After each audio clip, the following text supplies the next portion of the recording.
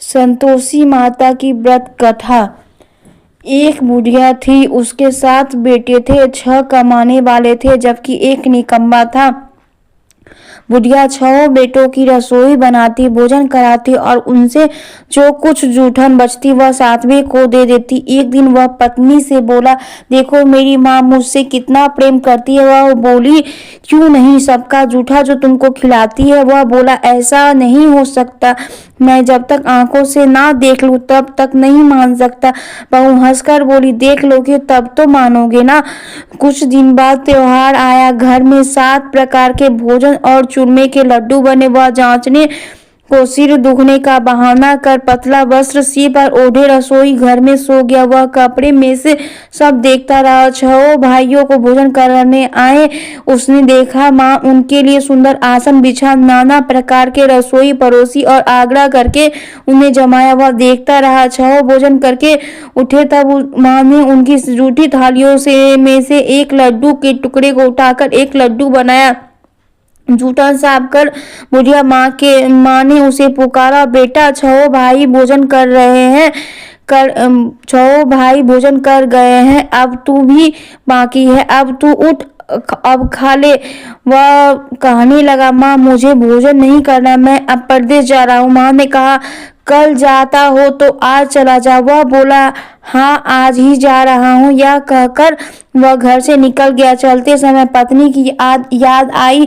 वह गौशाला में कंडे उपले थाप रही थी। वह जाकर बोला, हम जावे परदेश आवे कुछ काल, तुम रहियो संतोष से धर्म अपनो पाल। वह बोली, जाओ पिया आनंद से हमारो सोच हटाए, राम भरोसे हम रहे ईश्वर तुम्हें सहाय। 2 निशानी आपन देखो धरो में धीर, सुधी माता हमारी बिसारियो रखियो मन गंभीर। वह बोला, मेरे पास तो कोई कुछ नहीं है, यह अंगूठी है सो ले लो और अपनी कुछ निशानी मुझे दे दो। वह बोली, मेरे पास क्या है, यह गोबर भरा हाथ। यह कहकर उसकी पीठ पर गोबर के हाथ पर की थाप मार दी। वह चल दिया। चलते चलते दूर देश पहुंचा। वहां एक साहूकार की दुकान थी। वहां जाकर कहने लगा, भाई मुझे नौकरी पर रख लो। साहूकार को जरूरत थी। वह बोला, जा रह जा। लड़के ने पूछा, तनख्वाह क्या दोगे? साहूकार ने कहा, काम देखकर दाम मिलेगा। साहूकार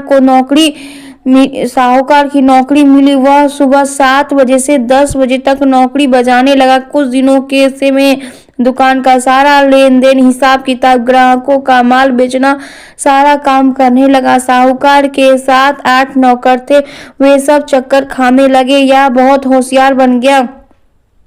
सेठ ने भी काम देखा तो 3 महीने में ही उसे आधे मुनाफे का हिस्सेदार बना लिया।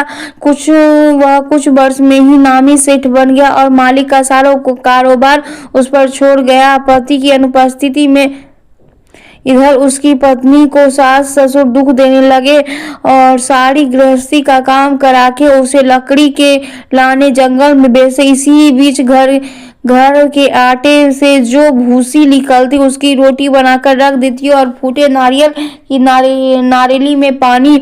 एक दिन वह लकड़ी लेने जा रही थी। रास्ते में बहुत सी स्त्रियां संतोषी माता का व्रत करती दिखाई दी। वह वहां खड़ी होकर कथा सुनने लगी और पूछा, बहनों तुम किस देवता का व्रत करती हो और उसके करने से क्या फल मिलता है? यदि तुम इस व्रत का विधान मुझे समझा कर कहोगी तो मैं तुम्हारा बड़ा एहसान मानूंगी। तब उनमें से एक स्त्री बोली, सुनो, यह संतोषी माता का व्रत है। इनसे करके से निर्धनता दरिद्रता का नाश होता है और जो कुछ मन में कामना होती है वह सब संतोषी माता की कृपा से पूरी होती। तब उसने उससे व्रत की विधि पूछी। वह भक्तनी स्त्री बोली, 1.25 आने का गुड़ चना लेना, इच्छा हो तो 5.25 आने का लेना, या 1.25 रुपये का भी सहूलियत के अनुसार लाना। बिना परेशानी और श्रद्धा व प्रेम से जितना भी बन पड़े सबाया लेना। प्रत्येक शुक्रवार को निराहार रहकर कथा सुनना। इसके बीच कर्म टूटे नहीं, लगातार नियम पालन करना। सुनने वाला कोई भी ना मिले तो घी के दीपक जलाकर उसके आगे जल के पात्र को सामने रखकर कथा करना। जब कार्य सिद्ध ना हो तो नियम का पालन करना और कार्य सिद्ध हो जाए तो व्रत का उद्यापन करना। यदि किसी के ग्रह खोटे भी हो तो भी माता वर्ष भर में कार्य सिद्ध कर जाती है। फिर फल सिद्ध होने पर उद्यापन करना चाहिए, बीच में नहीं। उद्यापन में 2.5 सेर आटे का खाजा तथा इसी परिणाम से खीर तथा चने का साग करना। 8 लड़कों को भोजन कराना, जहाँ तक मिले देवर जेठ भाई बंधु के हो, ना मिले तो रिश्तेदार और पास पड़ोसियों को बुलाना, उन्हें भोजन करा, यथाशक्ति दक्षिणा देना और माता का नियम पूरा करना।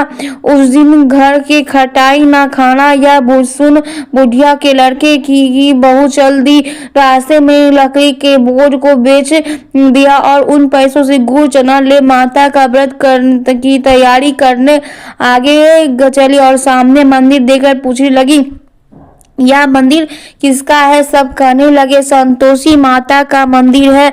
यह सुनकर माता ने मंदिर में जाकर चरणों में लौटने लगी, दिन की हो विनती करने लगी, माँ मैं निपट अज्ञानी हूँ, व्रत में कुछ भी नियम नहीं जानती, मैं दुखी हूँ। हे माता जगत जननी, मेरा दुख दूर कर, मैं तेरी शरण में हूँ। माता को दया आई। एक शुक्रवार बीता और दूसरे को उसके पति का पत्र आया और तीसरे शुक्रवार को उसका भेजा हुआ पैसा आया। यहाँ देख जेठ जेठानी मुस्कुराने लगे, लड़के ताने देने लगे। काकी के पास पत्र आने लगा, रुपया आने लगा। अब तो काकी की खातिर बढ़ेगी। बेचारी सरलता से कहती, भैया कागज आवे रुपया आवे, हम सब के लिए अच्छा है। ऐसा कहकर आंखों से आंसू भरकर संतोषी माता के मंदिर में मातेश्वरी के चरणों में गिरकर रोने लगी। माँ मैंने तुमसे पैसा कब मांगा? मुझे पैसे से क्या काम है?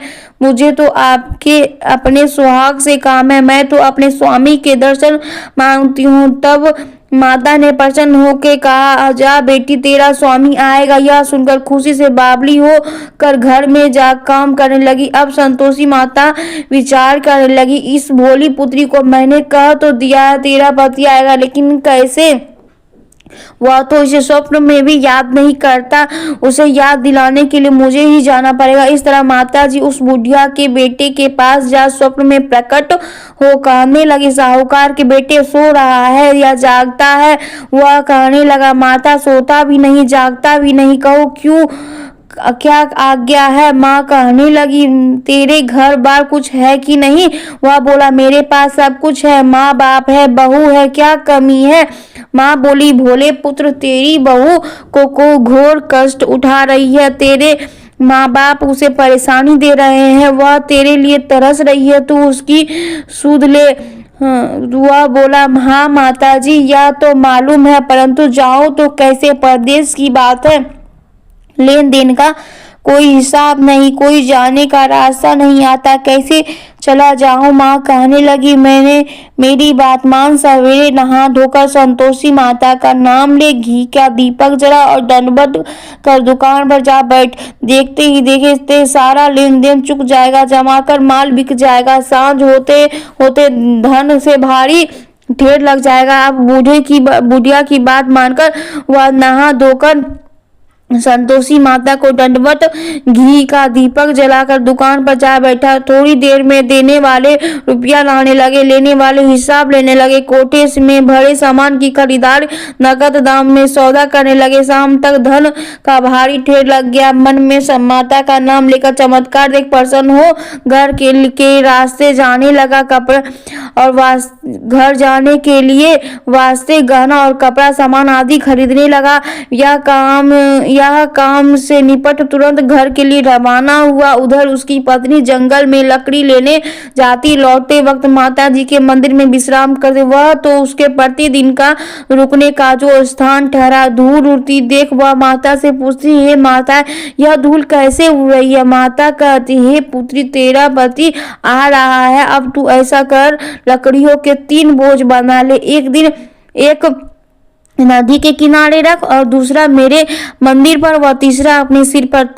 तेरे पति को लकड़ियों का गट्ठर देख मुंह पैदा हुआ, वह यहाँ रुकेगा, नाश्ता पानी खाकर माँ से मिलने जाएगा। तब तू लकड़ियों का बोझ उठाकर जाना और चौक के गट्ठर डालकर जोर से आवाज लगाना, लो सासू जी लकड़ियों का गट्ठर, लो भूसी की रोटी, 2 नारियल के खेपड़े में पानी दो, आज मेहमान कौन आया है। माता जी ने से बहुत अच्छा कहकर वह प्रसन्न मन से लकड़ियों का 3 गट्ठर बनाई, एक नदी के किनारे पर और एक माता जी के मंदिर पे रखा।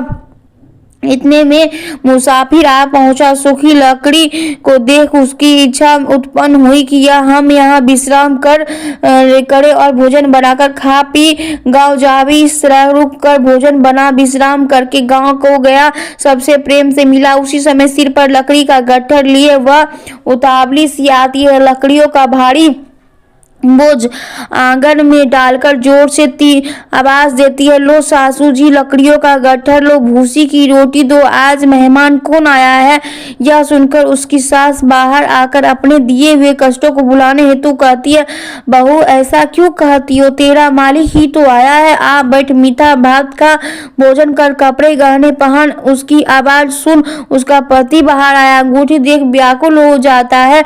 माँ से पूछा, माँ यह कौन है। माँ बोली, बेटा तेरी बहू है, जब से तू गया है तब से सारे गांव में भटकती फिरती है, घर का काम काज कुछ करती नहीं, चार पर आकर खा जाती है। वह बोला, ठीक है मैंने इसे भी देखा और तुम्हें भी देखा, अब भी दूसरे घर की चाबी दो, उसमें रहूंगा।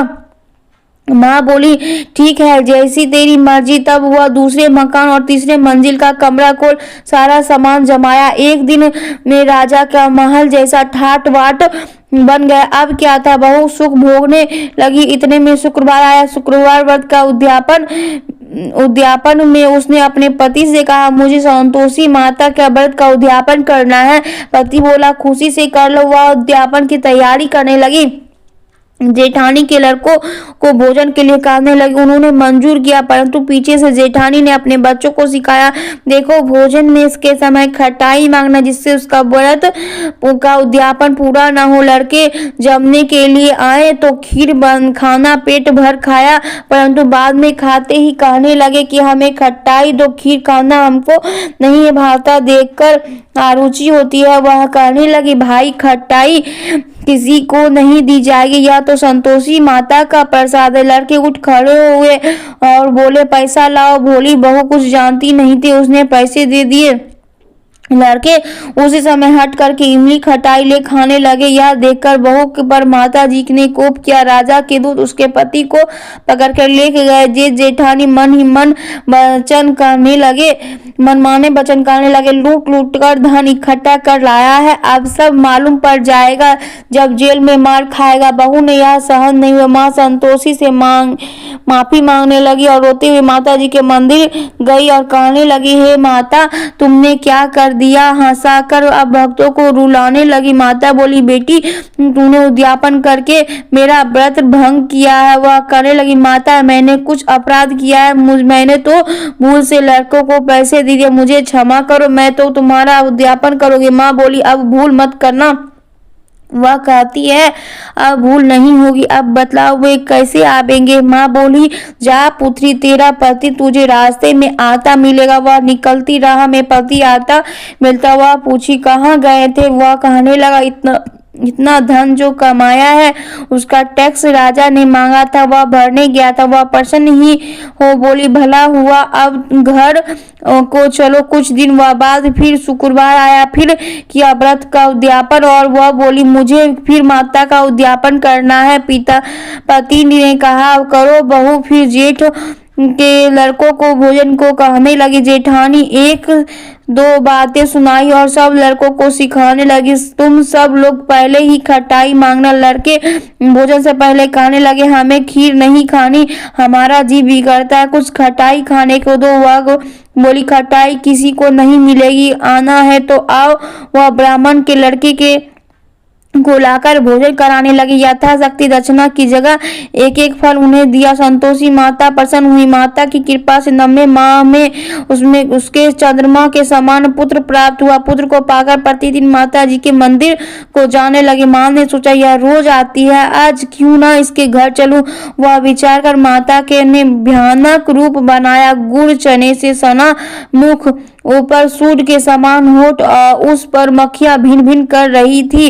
दहेली पर पैर रखते ही उसकी सास चिल्लाई, देखो रे कोई चुड़ैल डाकनी चली आई है, लड़को इसे भगाओ नहीं तो किसी को खा जाएगी। लड़के भगाने लगे, चिल्लाकर खिड़की बंद करने लगे। बहू रोशनदान में से देख रही थी। प्रसन्नता से पगली बन चिल्लाने लगी, आज मेरी माताजी मेरे घर आई है, वह बच्चे को दूध पीने से हटाती है। इतने में सास का क्रोध फट पड़ा। वह बोली, क्या उतावली हुई है, बच्चे को पटक दिया। इतने में माँ के प्रताप से लड़के नजर आने लगे। वह बोली, माँ मैं जिसका व्रत करती हूँ यह संतोषी माता। सबने माता जी के चरण पकड़ लिए और विनती कर कहने लगे, हे माता हम मूर्ख है, अज्ञानी है, तुम्हारे व्रत का और विधि हम नहीं जानते। व्रत भंग कर हमने बड़ा अपराध किया। जग माता आप हमारा अपराध क्षमा करो। इस प्रकार माता प्रसन्न हुई। बहू को प्रसन्न हो, जैसा फल दिया वैसा माता सबको दे, जो पढ़े उसका मनोरथ पूर्ण हो। बोलो संतोषी माता की जय। जय